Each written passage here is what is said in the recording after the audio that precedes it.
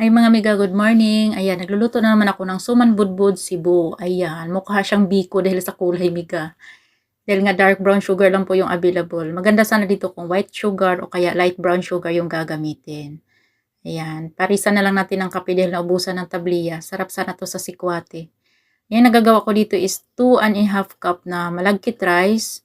And then nilagyan ko lang din siya ng 2 1/2 cup na coconut cream, 3/4 cup na sugar, 1 1/2 teaspoon na salt, and then 10 grams na luya. So lulutuin mo lang siya saglit sa kawali hanggang ma-absorb niya yung liquid. And then ilipat mo siya sa steamer, steam ng ilang minuto hanggang sa mag-half cook. Ayan, half cook pa yan siya dyan, miga. Babalutin ng dahon and then steam natin siya ulit hanggang sa maluto. Saglit mo na lang siya i-steam dahil nga half cook na yan siya dyan sa steamer. Ayan.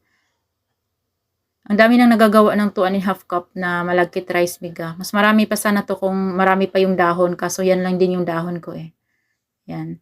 Saglit na lang to i-steam. Luto na yung ating suman budbud Cebu. Kalasa siya ng putumaya mga miga.